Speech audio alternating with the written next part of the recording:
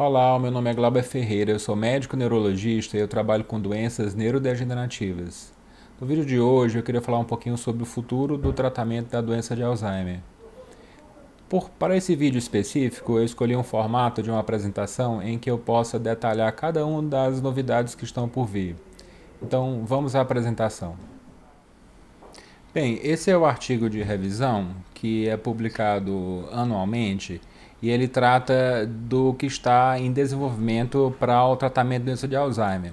Pipeline em inglês quer dizer linha de produção, né? Então esse estudo, esse artigo, ele foi escrito por Dr. Jeffrey Cummings, que é uma das maiores autoridades do assunto no mundo, e ele faz uma revisão do que está sendo desenvolvido, né? Então esse é um artigo que diz respeito à pesquisa da doença de Alzheimer. Antes de falar do que está por vir, a gente deve fazer uma breve revisão do que já existe para o tratamento da doença de Alzheimer, né? Então a gente tem hoje 4 substâncias que são aprovadas no mundo para o tratamento da doença e aqui no Brasil todas elas estão disponíveis. A primeira aprovada foi a donepezila, que foi em 1996, e a mais recente foi a memantina, que foi aprovada em 2003. Vocês podem ver, já tem aí 17 anos sem nenhuma novidade na área. Nós estamos há 17 anos sem nenhuma droga nova para o tratamento de doença de Alzheimer. Importante dizer também que esses medicamentos que estão já disponíveis, eles são medicamentos que são exclusivamente sintomáticos, ou seja, eles aliviam sintomas, eles podem melhorar a memória, as atividades de vida diária da pessoa, às vezes o comportamento, mas eles não são modificadores de doença, que é o que nós de fato precisamos. Eles não mudam a história de quem tem doença de Alzheimer, eles simplesmente servem como alívio sintomático. Outra coisa importante dizer é que muitas pessoas usam outros medicamentos chamados de off-label. São medicamentos que são empregados na doença de Alzheimer, mas que a vocação deles não é tratar demência, é tratar outra coisa. Por exemplo, é muito comum pessoas com demência usarem antidepressivos, mas a vocação do antidepressivo não é tratar a demência, é tratar aquele sintoma afetivo. Mesma coisa antipsicóticos, por exemplo, quetiapina a gente usa bastante em doença de Alzheimer, mas a vocação da quetiapina não é tratar a demência, é tratar um distúrbio de comportamento específico. Então, existem diversos remédios que podem ser usados juntos com doença de Alzheimer, mas não foram feitos ou projetados para isso especificamente. Antes da gente falar sobre o que está em desenvolvimento ou em pesquisa, é importante a gente explicar o que são as fases de desenvolvimento de uma droga.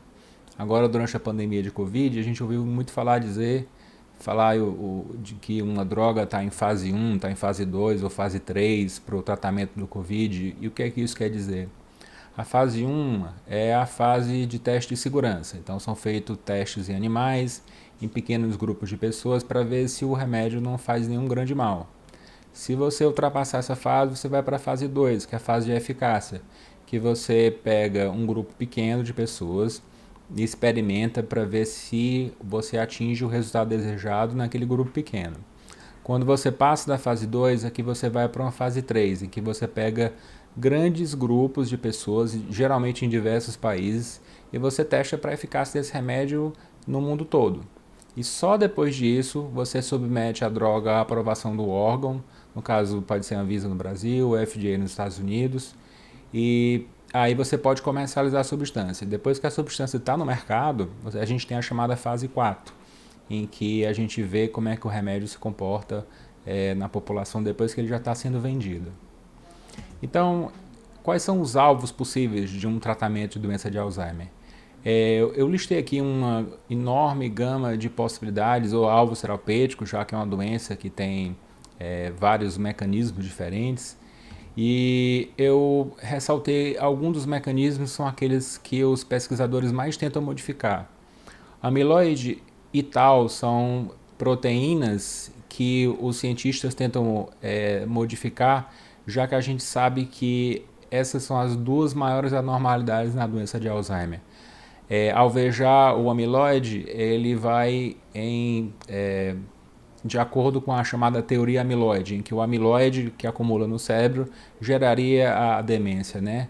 E o tau é uma proteína que compõe o esqueleto da célula e que a gente sabe que fica anormal na doença de Alzheimer.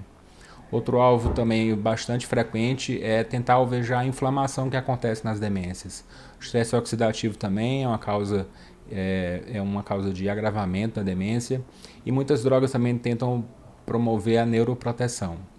Então, essa tabela todo ano é atualizada, ela parece um pouco intimidadora, mas ela diz respeito às 3 classes de substâncias que estão sendo pesquisadas. São drogas modificadoras de doenças biológicas, aqui você tem as sintéticas, e do lado esquerdo a gente tem as drogas chamadas sintomáticas.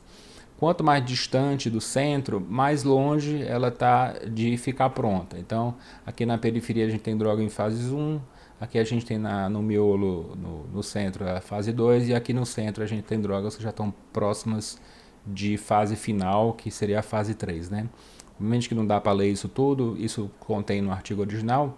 O que eu fiz hoje foi selecionar algumas substâncias para a gente conversar a respeito, né? Então, quais são as novidades hoje de tratamento de doença de Alzheimer? A gente tem essa droga que chama GV971, não tem nome comercial, seria o oligomanate, que é a primeira droga aprovada para o tratamento de doença de Alzheimer desde 2003. Mas ela é uma droga que diz modificar a microbiota, que seria a flora intestinal da pessoa, e foi aprovada pelo órgão regulador chinês. Então a gente ainda não tem uma validação aqui no Ocidente, então não dá para dizer que é uma substância que a gente possa ainda recomendar, até porque não tem ainda disponível para venda.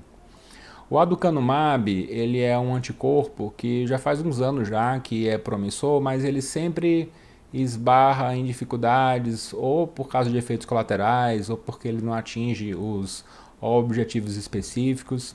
Ou seja, ele teve um sucesso na fase 1 e ele está a caminho de fase 3, né? Está se tentando fazer cada vez mais precocemente para ver se encontra algum resultado.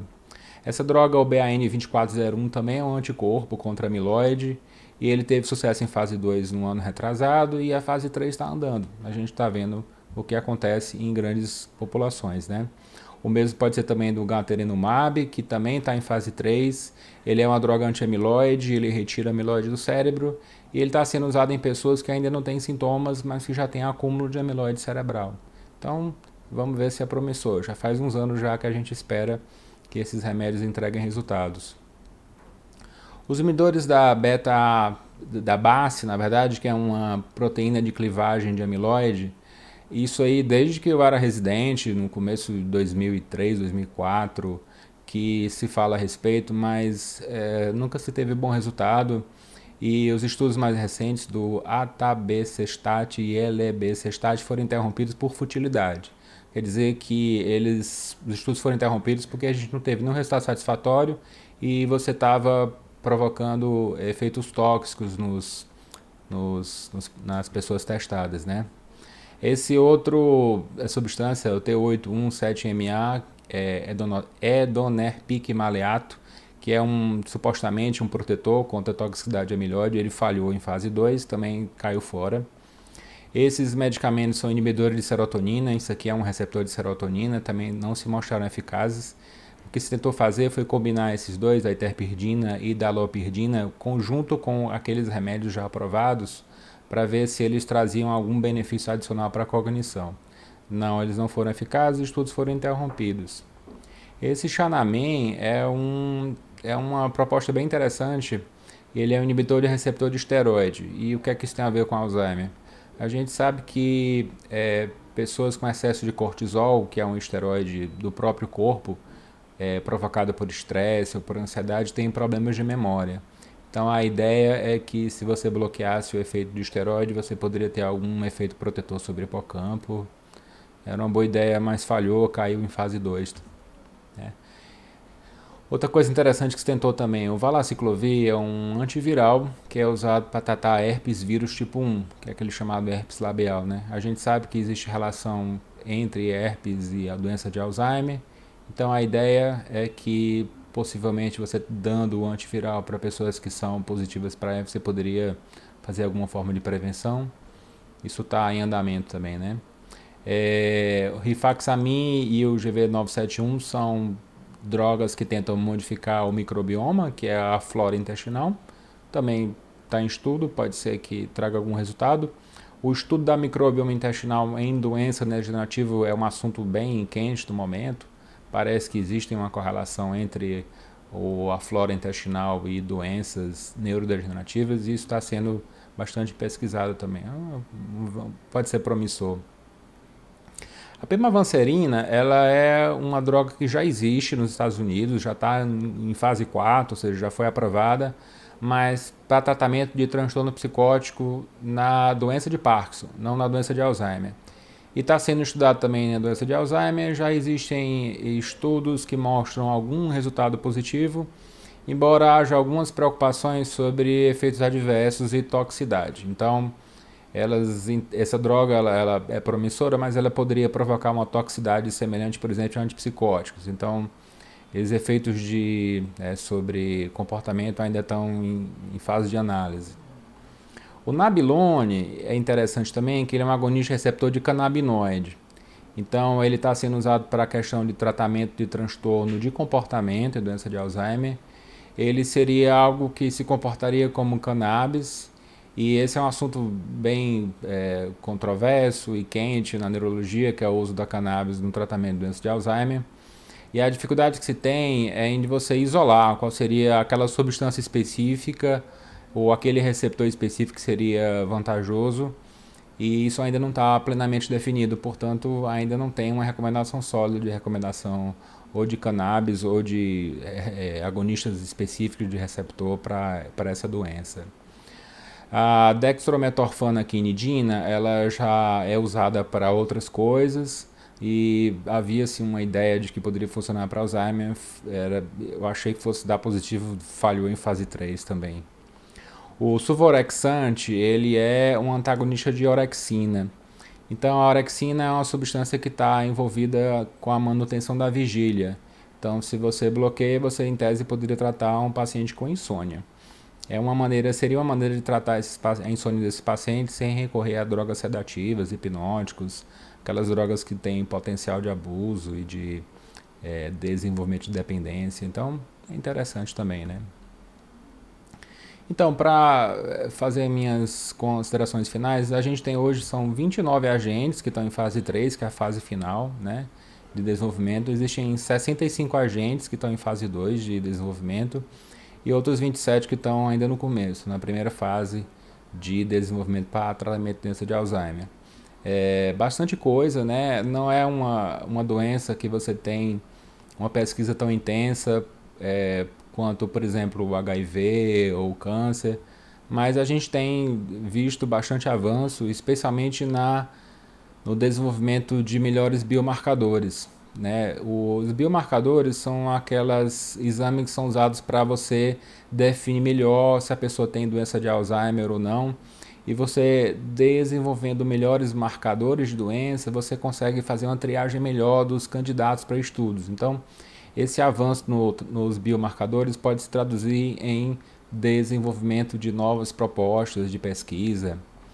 E é importante falar também que isso não só no Alzheimer, mas em qualquer doença, existe um desafio que é você estudar, fazer medicamentos adaptados. Às vezes você tem um medicamento no mercado já que é usado para outra coisa, e você pode pegar aquele remédio e usar para outra doença. O problema é que às vezes a indústria farmacêutica ela não tem interesse em reciclar um remédio para outra coisa, porque ela não tem mais como extrair direitos de propriedade ou royalties sobre a droga. Então, às vezes você tem uma droga, por exemplo, vamos dizer que é a candesartana, que é um remédio para pressão. Digamos que ele tem efeito protetor contra a doença de Alzheimer, isso é uma hipótese, tá? Que laboratório que ia bancar essa pesquisa? Porque é um medicamento que já tem quebra de patente. Qual seria a vantagem de você investir bilhões de dólares para desenvolver um medicamento em que não há como extrair lucro, né? Então aí que provavelmente entra o papel do poder público para ajudar no desenvolvimento dessas novas drogas. Outra coisa que pode se falar é que às vezes você tem os estudos, eles incorporam várias demências diferentes. Então, às vezes o desenvolvimento de um tratamento de uma outra demência acaba sendo útil para outra forma de doença, né? É isso que a gente chama de basket studies, né? Que são estudos de cesta, em que entram várias demências diferentes num grupo só, e o que você descobre para uma coisa, descobre para outra. Então, às vezes você está fazendo pesquisa para uma área e você acaba desenvolvendo um tratamento para uma doença que você nem estava planejando inicialmente. Então, é isso que eu queria falar. Se vocês tiverem alguma dúvida ou comentário, vocês podem usar o campo dos comentários para fazer perguntas ou fazer sugestões de vídeos no futuro. Eu também gostaria de saber se vocês acham que esse formato é interessante, já que acaba sendo um pouquinho técnico e eu não sei se apela ao grande público. De qualquer forma, muito obrigado pela audiência, eu espero ter ajudado.